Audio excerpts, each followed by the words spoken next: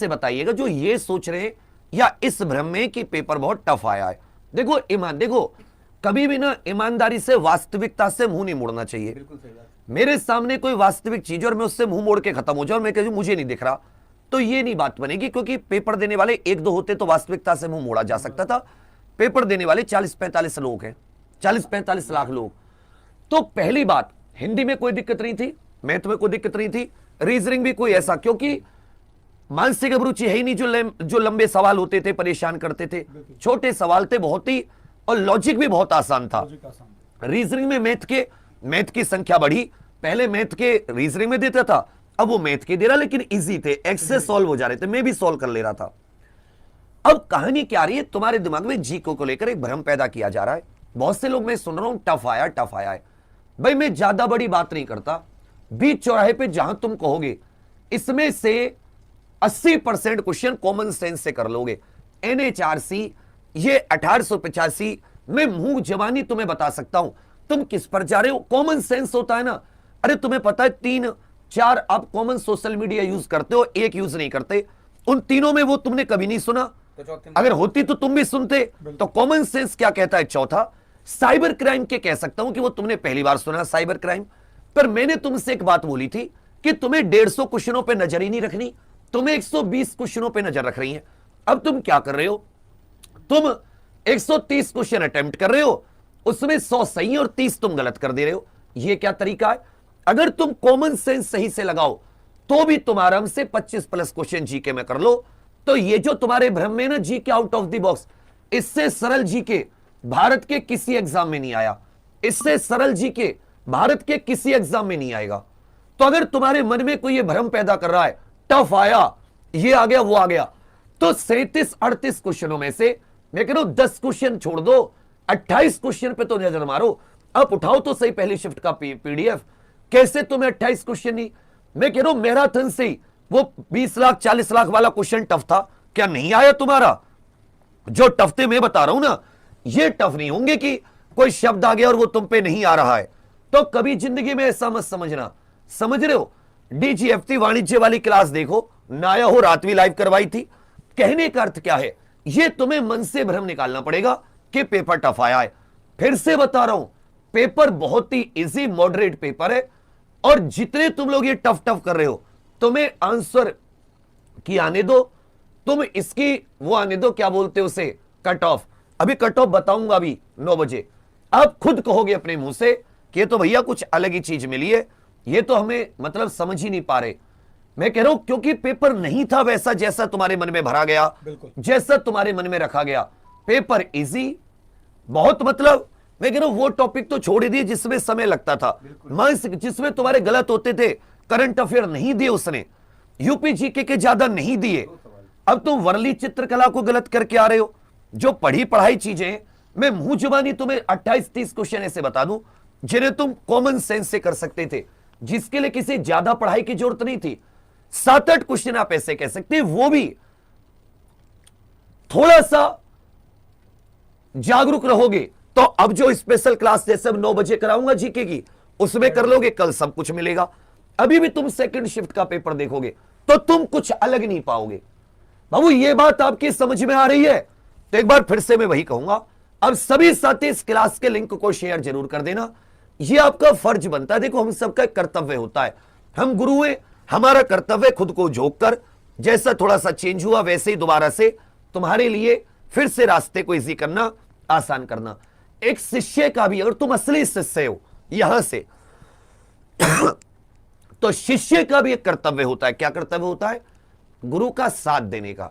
हम अकेले नहीं, तुम क्लास नहीं लोगे, मैं तो बार बार कहता था, तुम पढ़ोगे नहीं, तुम केवल संख्या देखोगे और संख्या के आधार पर जज करोगे तो बात नहीं बनेगी ना। तुम्हें बच्चा, तुम्हें देखना पड़ेगा कि भाई मैं कहां से एक एक 2-2 क्वेश्चन चुरा सकता हूं, कहां से जो बाकी नहीं करके आ रहे मैं कर सकता हूं। और मैं यही लाइव दिखा रहा हूं, मैं यही लाइव खोल के दिखा दूंगा, एक एक क्वेश्चन ऐसे मैच करता चलूंगा, 25+ क्वेश्चन तो मैं मैच करा दूंगा बोर्ड पे, लेकिन चैलेंज रख के। तो फिर तुम कैसे कहोगे? तो हमने जो तरीका बताया था 120 क्वेश्चन का, सर वो ये तरीका था कि 60-65 क्वेश्चन हिंदी और रीजन जीके से आराम से ला सकते थे, 60 तो ला ही सकते थे। और 60 क्वेश्चन फिर केवल तुम्हें किससे लाने हैं, रीजनिंग और मैथ से। और मैं कह रहा हूं 120 गलत मत करो, 115 भी हुए तो भी कोई माइकल लाल रोक नहीं सकता। लेकिन सारा गेम क्या है, तुम 20 33 गलत कर रहे हो, इसके लिए तुम्हें पछतावा होगा क्योंकि तुम टीचर की बात सुन नहीं रहे। तो मैं फिर से आप सभी छोटे भाई बहनों से यहां से दिल से पूरी मेहनत के उससे एक विनम्र निवेदन करूंगा कि आप इस क्लास के लिंक को सबको शेयर कर दें। बिल्कुल सीधी लाइव हम लोग इसको शुरू करेंगे, भी 2 मिनट में आने वाला होगा पेपर किसी भी टाइम। जो आता है यही लाइव बताते हैं और कोशिश होती है कि अब ऐसे क्वेश्चन पे मत जाया करो कि 2019 में साहित्य अकादमी सर को नहीं पता। बेटा कॉन्सेप्ट गलत नहीं है, वो फैक्ट हो जाता है कि चलो भाई मैं डायरेक्ट लाइव लगा रहा हूं तो मैंने ध्यान नहीं दिया क्योंकि मैंने कोई किसी और चीज का सहारा तो नहीं लिया कि मैं पहले 10 लोगों से बैठ के सारे सॉल्व करवा रहा हूं फिर जब देख रहा हूं तब भी गलत हो जा रहे, वो तो फिर गलत है ना। तो मैं अब सभी से चाहूंगा कि अब सभी लोग अपने साथ, जैसे हम लोग पूरी यहां दिल से आत्मा से आपके लिए खड़े रहते हैं, वैसे थोड़ा सा साथ आपका चाहिए। पेपर आपको बहुत आसान लगेगा। अभी हम लोग ये सेकंड शिफ्ट की एनालिसिस करेंगे 8 बजे तक। 8 बजे से मेरी हिंदी पूरा निचोड़ करा दूंगा और 9 बजे से ये जो टफ टॉपिक आए, भाई तुम यकीन नहीं मानोगे, मैंने बहुत अच्छे से बना लिया। मैं लिख ही रहा था, मैं कल रात सोया था, कल पूरे दिन नहीं सोया, पूरी रात नहीं सोया, आज पूरे दिन नहीं, अभी बस 10-12 मिनट की नींद ली है और फिर क्वेश्चनों पे लग जाऊंगा। तो कहने का अर्थ क्या है, तुम्हें डिट्टो कल पेपर मिलेगा, पर भरोसा तो करोगे तभी तो। अब तुम क्या करोगे, अरे वो 2 क्वेश्चन आए साइबर क्राइम के, साइबर क्राइम रट लेते हैं, कल वो आसान आ जाएंगे, कोई चीज टेढ़ी कर देगा। लेकिन एग्जाम पर तुम्हें गारंटी करता है, चाहे वो टेढ़ी भैंस की पूंछ की तरह कर दे क्वेश्चन को, यहां से बाहर नहीं जाएगा। ये है असली गारंटी जीके की। तुम ये कह रहे हो हिंदी आई सर मैराथन से, उस मैराथन से आपने हिंदी तो मां है, हिंदी तो हमारी जननी है, तो मां तो संतान के निराश कर ही नहीं सकती। असली मजा तुम जीके को देख ही नहीं रहे, असली मजा तो उसमें आया है। ये क्वेश्चन सीधे, मतलब मेरे भी सोच के कई बार सोचो, ये तो तुम्हारा राजधानी वाला क्वेश्चन मैंने कराया, मुद्रा कुना, बता दी कुना किसकी, क्रोशिया राजधानी जागरेब, सीधा सेम टू सेम वर्ली, बिल्कुल ऐसे हाथ से लिखकर एक एक चीज, और यही दिखा दूंगा बोर्ड पे। बाकी कुछ करने की जरूरत नहीं है कि अगर मान लो इंसान ये कहे कि भाई ये पता नहीं कहां से आ गया, तो क्या होता है ना, जो कहते हैं कि साच को आंच नहीं, और अपनी हाथ कंगन को आरसी क्या और पढ़े लिखे को पारसी क्या। लेकिन तुम्हें पढ़ना पड़ेगा, तुम्हें देखना पड़ेगा, और इसीलिए रात को लगा रखी है साइबर क्राइम, जीएसटी, वाणिज्य व्यापार, जहां से लो जी पेपर आ गया। अब हम पेपर का आपको दिखाते हैं, पेपर आ गया है और पेपर का आपको दिखाते हैं। उसी में फिर से मैं आपसे कह रहा हूं, थोड़ा सा बस आपसे हल्का सा साथ चाहिए, वो आप सभी लोग जरूर दीजिएगा। उम्मीद करूंगा कि आप लोग शेयर करके चलेंगे। मैं साथ ही क्वेश्चन को लेकर चलता हूं। चलिए बच्चा, चलिए मैं क्वेश्चन लेकर चलता हूं, बहुत सावधानी से। क्वेश्चन आ चुका है, जूम आउट कर दीजिए इसे फटाफट से। चलिए इस बार तो हमारे पास बहुत ही इजी सा, मतलब बहुत ही साफ दिखने वाला है। चलिए यहीं से क्वेश्चन करते। अब तुम ये मत करना कि ये तो सर आपने इतनी बार कराई। अब यहां पर एक कविता दे रखी है सुभद्रा कुमारी चौहान जी की। अब बहुत, ये गद्यांश नहीं करेंगे, गद्यांश सबसे बाद में करेंगे, ये दिक्कत कर देता है। इस बार पद्यांश से आया। चलिए वैसे इसमें भी कोई ऐसी दिक्कत नहीं है, तुम चाहो तो सीधा सीधा दे सकते हो। लोग गद्यांश से शुरुआत करते हैं। कौन कहता है कि गद्यांश में छेद नहीं हो सकता? लो एक बार तबीयत से उछालो तो सही, कलम को लो कर देते हैं।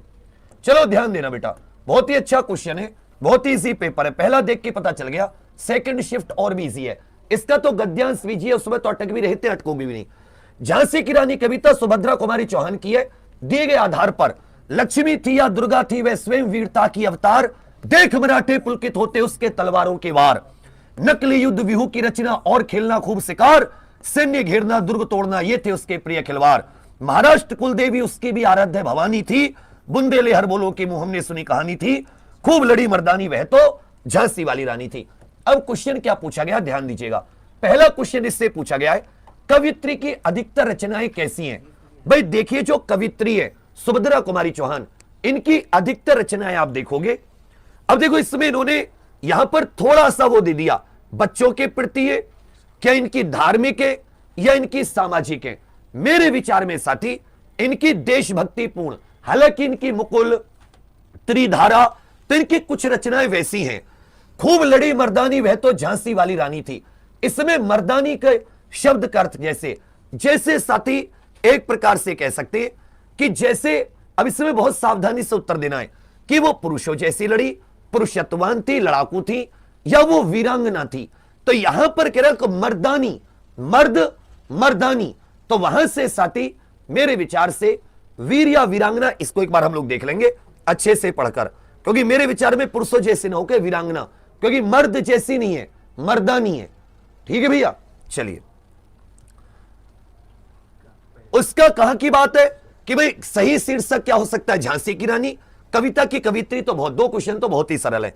चलिए, और इसमें किस रस का प्रयोग किया गया, वीरस। एक क्वेश्चन पे इसमें डाउट है कि उन्होंने इसमें जो मतलब बात कही है वो कैसी कही है। अब सीधे सीधे क्वेश्चन लेकर चलते। चलिए, पहला क्वेश्चन है साथी, कौन सा शब्द विशेषण है जो विशेषता बताते हैं। याद रखिएगा, खर्च, निपट, चुपचाप, मात्र। लेकिन याद रखिएगा, मैंने कहा निपट मूर्ख है, वो मूर्ख है, लेकिन कैसा मूर्ख है, निपट मूर्ख है। बिल्कुल होते ना, बिल्कुल फुल पूर्ण मूर्ख है। निपट माने पूर्ण, संपूर्ण मूर्ख। चुपचाप, मात्र, क्या मात्र भी हो सकता है, मात्र 100 रुपए, केवल 100 रुपए, निपट। एक इसमें निपट मूर्ख भी, हालांकि मूर्ख विशेषण होता है। निपट का यहां पे एक प्रकार से खत्म भी हो सकता है। देखिए, खर्च नहीं हो सकता कभी भी। चुपचाप, चुप व्यक्ति हो सकता है, चुपचाप रहो, यह भी नहीं हो सकता। ये यहां पे मात्र, ये क्या है, ये अव्यय आ जाता है, तो जाहिर सी बात है निपट ही होना चाहिए फिर। चलिए, अव्यय के कितने भेद होते हैं, 4, ये तो बार बार आपको कराया है। क्रिया विशेषण, संबंध बोधक, विस्मयादि बोधक, समुच्चय बोधक। अभिज्ञ का समभिन्नार्थक शब्द क्या होगा। देखिए, अभिज्ञ इसका अर्थ क्या हो जाएगा, अभिज्ञ इसका अर्थ हो जाता है जानकार। इसका अर्थ क्या हो जाता है साथी, जानकार। याद रखिएगा, अभिज्ञ का शब्द समभिन्नार्थक, मतलब सुनने में एक जैसा, अभिन्न अर्थ वाला। इसका ये भी जानकार भी हो सकता है और विशेषक भी हो सकता है। हाँ, इसमें नहीं, इसमें एक चीज तुम ध्यान देखो, अभिज्ञ का समभिन्नार्थक, भिन्न अर्थ वाला। समान मतलब समश्रुत भिन्नार्थक नहीं होते, तो अभिज्ञ का अनभिज्ञ भी तो चलता है, अभिज्ञ का अनभिज्ञ भी तो चलता है। अनभिज्ञ का मतलब हो जाता है मूर्ख, तो ये कैसे हो जाते, समभिन्नार्थक। वो समानार्थी शब्द नहीं पूछा, समभिन्नार्थक पूछा है। तो बेटा इस क्वेश्चन में अगर अभिज्ञ का अर्थ होता है जानकार, लेकिन आपसे क्या पूछा है कि समश्रुत भिन्नार्थक नहीं होते थे, समश्रुत भिन्नार्थक, तो शायद वो इसी के जैसा अर्थ वाला, किससे मिलता जुलता जो शब्द होता है उसका क्या अर्थ हो सकता है, क्योंकि फिर इसमें दो क्या है, एक जैसे मिलने वाले हैं। फिर इस